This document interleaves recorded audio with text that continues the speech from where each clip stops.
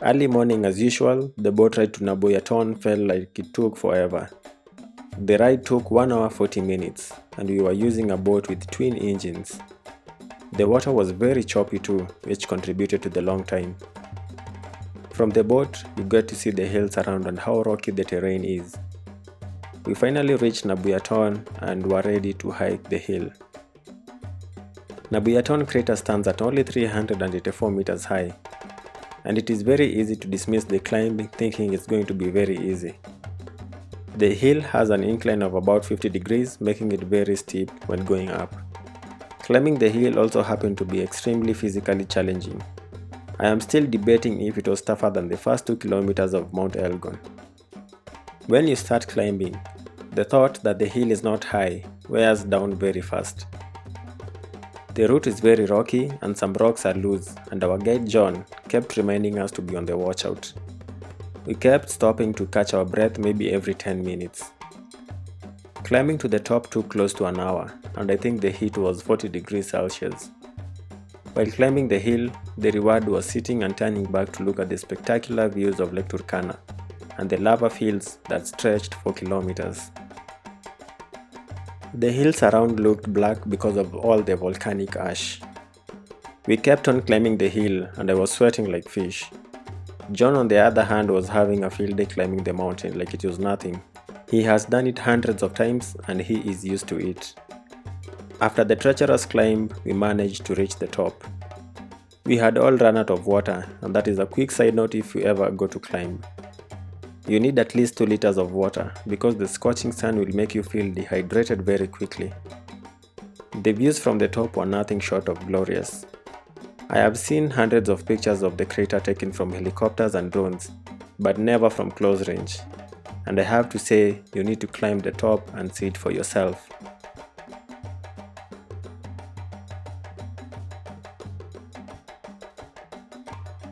The crater was dry and didn't have any water like it usually looks from all the drone shots, but that didn't take away from the beauty.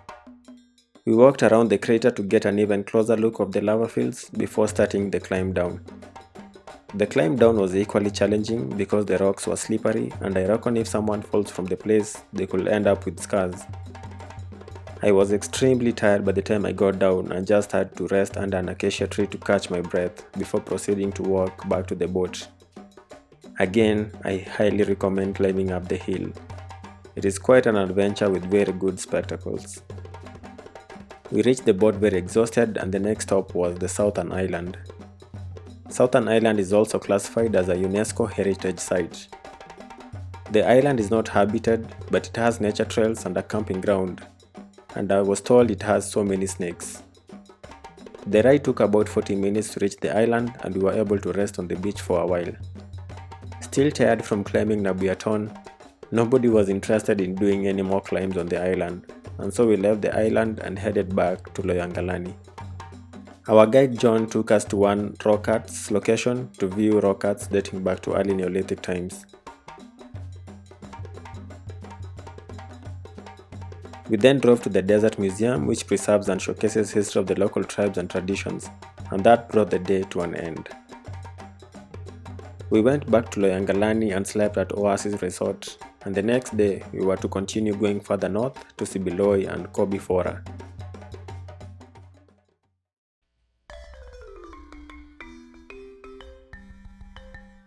The drive from Loyangalani to Sibiloi National Park felt like the most remote drive in the whole trip. Because we didn't know the routes, we had an escort car with John and the owner of Oasis Resort, Benedict, accompanying us with his car. The road changed from rocks to sand as we passed through both rocky and sandy deserts. Sibiloi National Park is roughly 130 kilometers from Loyangalani, and the ride took about 5 to 6 hours. In Sibiloi Park, we were not lucky to view any animals apart from a few antelopes. This is as a result of human encroachment into the park, which is something that is affecting several other parks in Kenya too. The first stop we did was at the petrified forest where we saw some petrified trees.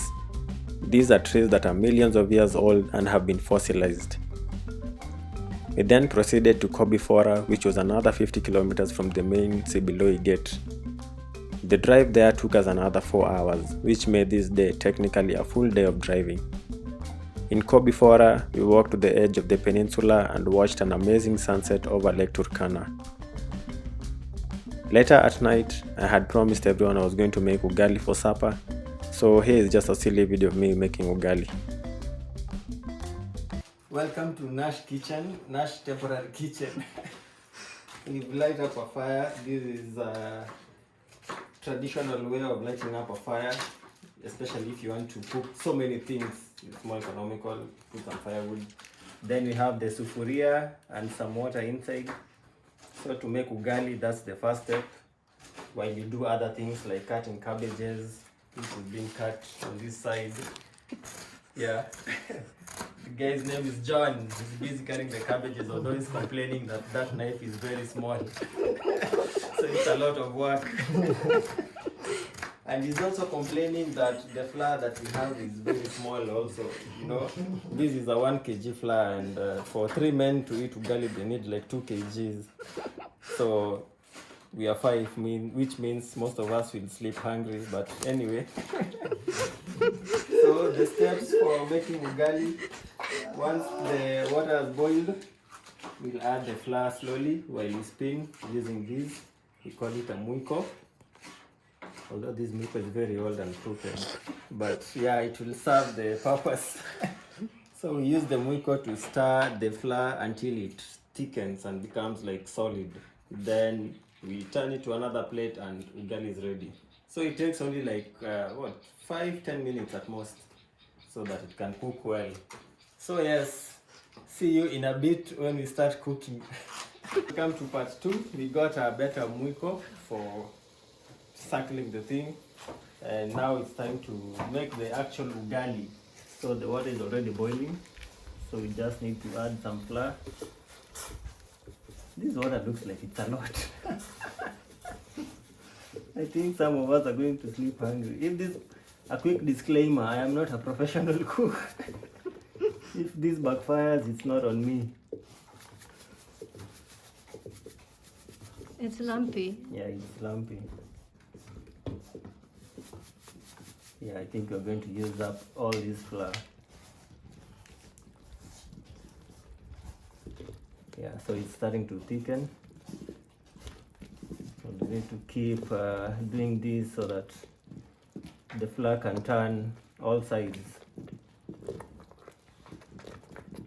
At this point, you can drink it as porridge. Badly made porridge.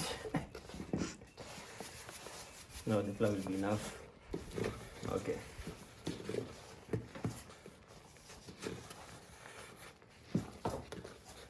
No, this is very big ugali. This is in fact the biggest ugali I've ever cooked. So it's a new record for me.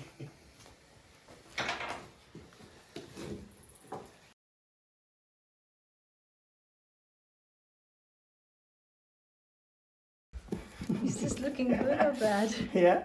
Is this good or bad looking? No, it's turning out well, surprisingly. I'm even shocked. I'm shocked at my own skill. I didn't expect it to go this well. I thought we were all sleeping hungry. That's a lot of ugali, no? Yeah? You think? It's Or not. is this just for John? This is just for John.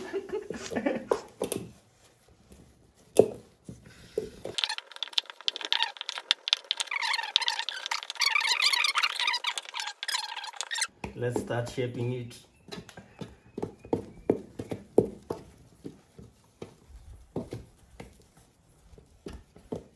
So you make a ball? Yeah, you make it like a ball. Then the problem with this fire is that we can't regulate it. So it's just like burning. To everyone, I am really sorry. The ugali is not as hard as it's supposed to be because I underestimated the amount of flour. But it should be fine. Yeah, and that's it. So. And that's ugali. Wait, I think, yeah. It's good, no? Where is the plate? I think there's a plate outside here.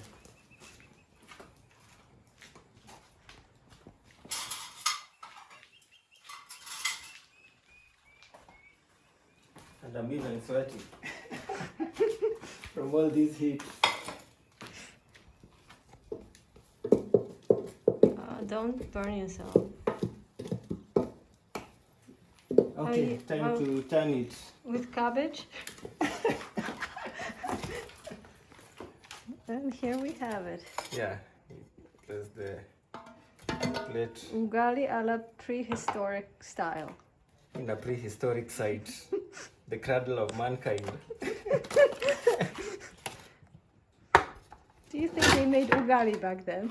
Ta-da! It looks amazing. The shape is almost perfect.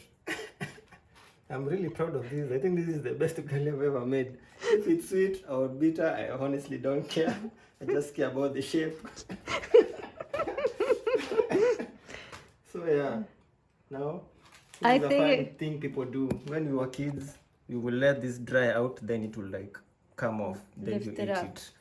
Like a pancake.